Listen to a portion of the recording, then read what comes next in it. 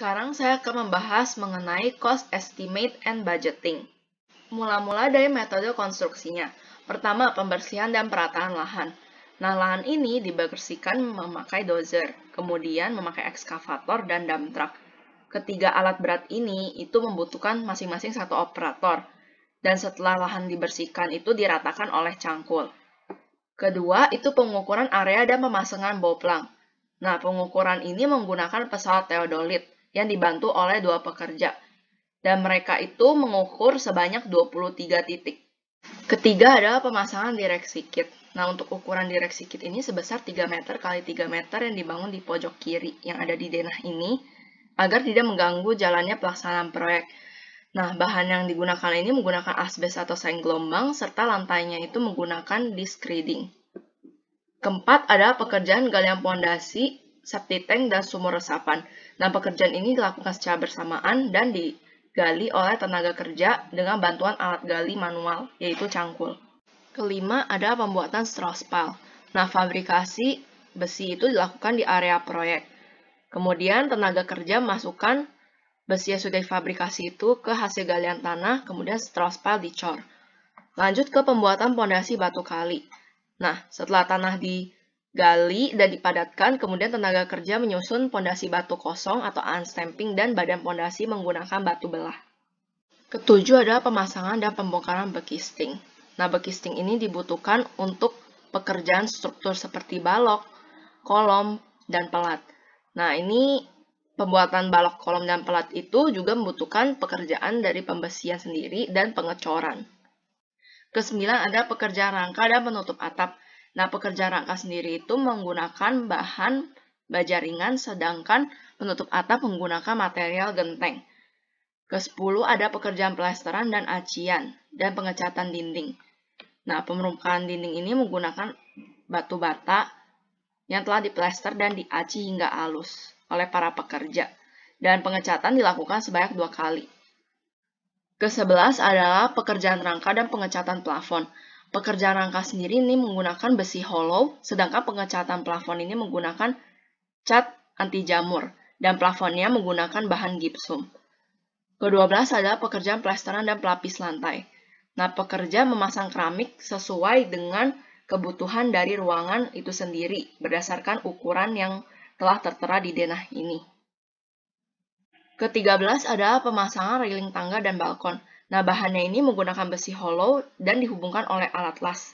Dan pekerja ini harus ahli dalam menggunakan alat las tersebut. Ke-14 adalah pekerjaan septic tank. Nah, pipanya ini harus menggunakan pipa kualitas baik, minimal tipe D, dengan kemiringan 2%. Lalu, bata disusun dan setelah disusun, tutup septic tank dengan lubang udara. Ke-15 ada pekerjaan sumur resapan. Jadi pekerja memasang bata dengan perekat dan disusun, lalu sumur resapan ditutup. Lanjut ke pekerjaan instalasi saluran air yang terdiri dari saluran air bersih, kotor, bekas, dan hujan, menggunakan pipa UPVC berdiameter 4 inch. Nah, pipa ini harus dipasang oleh tenaga ahli dan dihubungkan ke kitchen sink, wastafel, keran, floor drain. Selanjutnya adalah pekerjaan elektrikal. Jadi memasang box PLN dan panel MCB ini melalui jasa petugas PLN.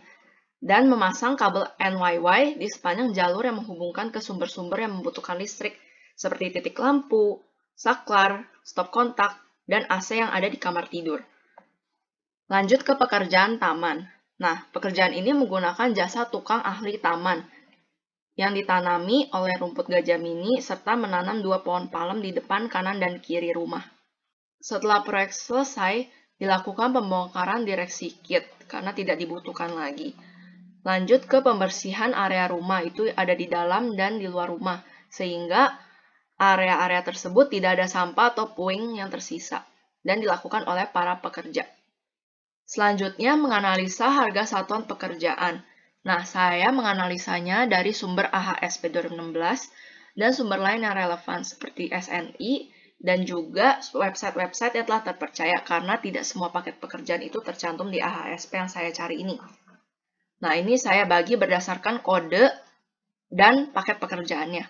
Untuk kode A ini adalah paket pekerjaan pendahuluan Lalu untuk yang B ini paket pekerjaan pondasi.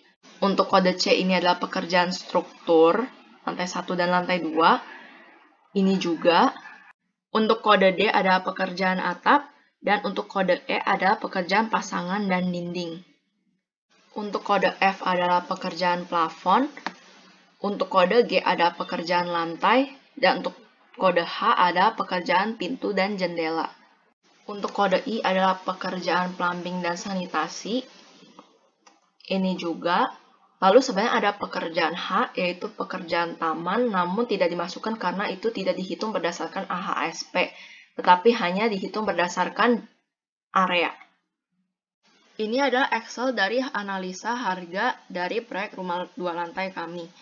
Nah, ini udah sempat disinggung ya, untuk kode analisa dan uraian pekerjaan di presentasi tadi, PPT tadi. Ini misalnya kode analisa terdiri dari A sampai I. Nah, untuk contohnya A2 nih, kode A2. Ini untuk pekerjaan pengukuran dan pemasangan boplang. Ini kita ikutin berdasarkan kode yang ada di RAB. Ya misalnya ini A2 nih, tuh, untuk pengukuran dan pemasangan boplang. Lalu lanjut ke kodenya. Nah, kode ini cuma dicantumkan untuk ke upah pekerja aja. Nah, ini untuk melanjutkan kode yang tadi. Ini adalah daftar satuan upah pekerja dari sumbernya AHSP 2016. Nah, ini kayak kode-kodenya, setiap pekerja itu punya kodenya masing-masing gitu. Jadi ini ntar kodenya ini dicantumkan ke si AHSP-nya tadi, ke analisanya itu. Misalnya untuk pekerja itu L01, kayak gitu.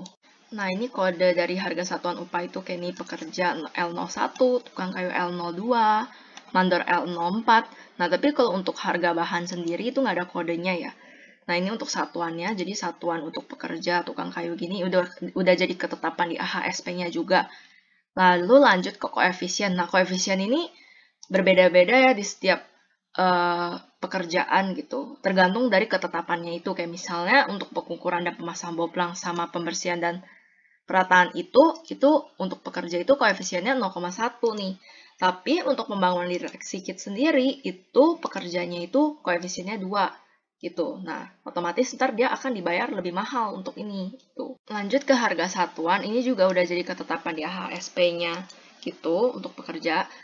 Dan terus habis itu untuk bahannya sendiri, itu juga kita ambil dari AHSP juga. Nah, walaupun misalnya kayak gini, kayak misalnya di pembangunan direksi kit, itu pakai sumber bukan AHSP, tapi kita harga satuannya tetap ngambil dari AHSP. Karena kenapa? Karena ini udah jadi kayak ketentuan dari standar dari proyek kami gitu. Tapi uraiannya, untuk uraian yang dibutuhkan itu ngambil dari sumber lain karena nggak ada di AHSP. Misalnya contoh aja ya, misalnya ke pasir beton nih. Ini 217.000. Kita buka ya ke yang harga satuan bahan di AHSP. Nah, ini adalah daftar harga satuan bahan dari AHSP 2016 juga nih. Ini kan tadi contohnya pakai pasir beton ya. Ini kita lihat pasir beton itu tadi di sana cantumin daftar harganya 217.000. Ini bener kan 217.000 juga karena satuannya dalam meter kubik gitu. Lalu untuk jumlah harga nih, ini tuh didapat dari perkalian koefisien dikali harga satuan. Ini nih rumusnya. Kemudian udah dapet hasilnya semua masing-masing, baru dijumlahkan semuanya. Itu di sum. Nah, penjumlahan ini benar-benar pure dari rumusnya, jadi belum ditambah dengan overhead dan profit sebanyak 15% dari kami gitu. Nah, ini berikut sumber uraian. Ini dari AHSP ini bukan dari AHSP. Terus ini kita cantumin semua sampai paket pekerjaan yang ada di I, yaitu pekerjaan plumbing dan sanitasi. Setelah paket pekerjaan semuanya dianalisa dan dihitung, jadi akhirnya semua uraian pekerjaan ini memiliki harga satuan dan harga totalnya. Nah, ini harganya itu dimasukin ke harga satuan ya. Terus untuk harga total ini didapat dari volume dikali sama harga satuannya gitu. Lalu ini dijumlahkan satu persatu. Misalnya ini A dapatnya 40 juta. Terus yang paket B, pekerjaan pondasi dapat 42 juta. Lalu untuk pekerjaan struktur ini untuk pekerjaan lantai 1 dan 2 dapatnya 70 juta total. Terus keempat, pekerjaan atap ini dapat 37 juta. Lalu untuk pekerjaan pasangan dan dinding ini dapat 188 juta. Pekerjaan F ini dapat 49,50 approximately. Terus untuk pekerjaan lantai dapatnya 79. Untuk pekerjaan H itu dapatnya 75. Untuk pekerjaan I dapatnya itu 36. Untuk pekerjaan J dapat 46 juta. Dan untuk pekerjaan terakhir ini, untuk pekerjaan lanskap, ini dapat 14,7 juta. Jadi ini semua di total pekerjaan K, J, I, H, G, F, E, D, sampai A, pokoknya semuanya. Itu dijumlahkan totalnya dapatnya 681,910,836 juta. Ini jumlah total yang belum ditambah sama overhead dan profit. Jika udah ditambah sama overhead dan profit, ini overhead dan profit dari jumlah totalnya itu sekitar 102 juta gitu. Jika ditotalkan jadinya 784,197,462. Nah, ini dibulatkan jadi biar angkanya lebih bagus gitu, ditawarkan, ditenderkan ke si kliennya itu. Lanjut ke pembahasan di kurva S. Nah, tadi di RAB kan udah sebutin pekerjaan-pekerjaannya ini kan. Nah, ini ditandain dengan nomor, kemudian uraian pekerjaannya, dan harganya tadi ini yang sebelum overhead plus profit ya, 681. Dan ini persentase ini didapatkan dari harga, misalnya pekerjaan pendahuluan 40 juta, dibagi sama totalnya dikali 100%. Nah, ini dapat 5,94%. Ini untuk satu paket pekerjaan pendahuluan itu. Dan totalnya nih 100% jadinya. Ini adalah Excel dari kurva S pekerjaan rumah 2 lantai kami. Nah, ini di sini bisa lihat di zoom out dulu. Jadinya kita bikin tuh sesuai dengan standar. Misalnya ini kurva S-nya itu kalau yang idealnya ya katanya untuk rencana itu harusnya di bawahnya tuh agak landai dan mulai makin naik itu mulai agak nanjak dan ntar waktu akhir-akhir penutupannya itu udah mau selesainya itu landai lagi gitu. Itu standarnya dan kita buat seperti itu. Lalu untuk perhitungannya, nah ini kan tadi udah disinggung ya di presentasi di PPT tadi. Nah, untuk mencari yang week 1, week 2 ini, yang kuning-kuning ini, pembagiannya ini dihitung berdasarkan ini harinya ini kita udah hitung di tugas sebelumnya. Misalnya kayak pekerjaan pendahuluan ya contohnya gitu biar lebih mudah dimengerti. Pekerjaan pendahuluan ini misalnya kita cari 12 hari nih total pekerjaannya. Nah, karena si para pekerja ini bekerja 6 hari per minggu, jadi 12 hari dibagi 6 maksudnya. Jadinya dapat 2 week gitu, dapat 2 minggu. Pekerjaan itu dilakukan selama 2 minggu estimasinya. Jadi dimasukkan, ini ada 2 minggu ya kan gitu, di week 1 dan week 2 Oktober. Nah, persentasenya itu juga dibagi 2 gitu. Jadi 5,94 dibagi 2. Jadi 2,97 masing-masing. Gitu. Terus untuk pekerjaan pondasi sampai pekerjaan lain-lain juga sama nih. Lihat pekerjaan pondasi misalnya dihitung total semua pekerjaannya itu bisa diselesaikan dalam 38 hari.